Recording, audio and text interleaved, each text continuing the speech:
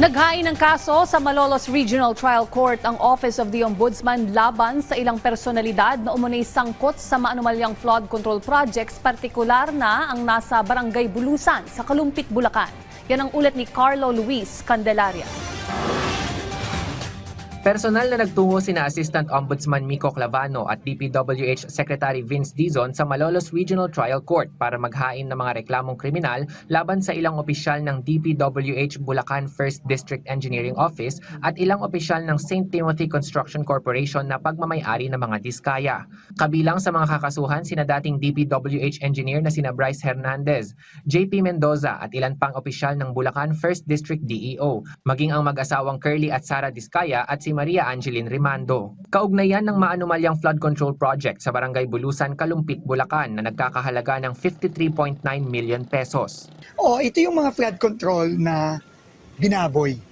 Na ang nangyari, yung Bulusan, yung Quezon, yung Frances, yung tatlong barangay sa Kalumpit, hanggang ngayon, taon-taon na, binabaha pa rin.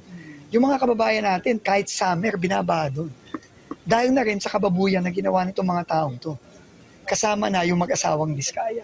Kasong paglabag sa RA 3019 o Anti-Graft and Corrupt Practices Act at malversation of public funds ang isinampa laban sa mga akusado. Ayon kay Assistant Ombudsman Mico Clavano, binayaran ng buo ang mga dredging at embankment items kahit na walang mga kaukulang dokumentong nagpapatunay na natapos ang nasabing proyekto.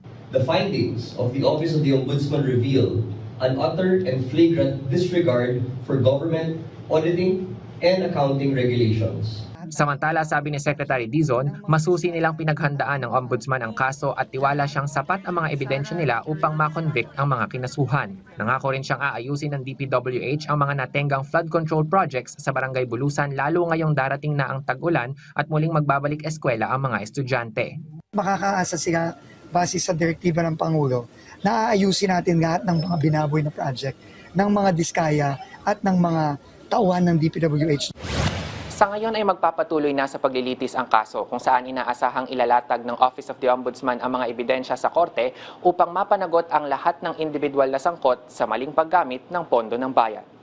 Carlo Luis Candelaria para sa Pambansang TV sa Bagong Pilipinas.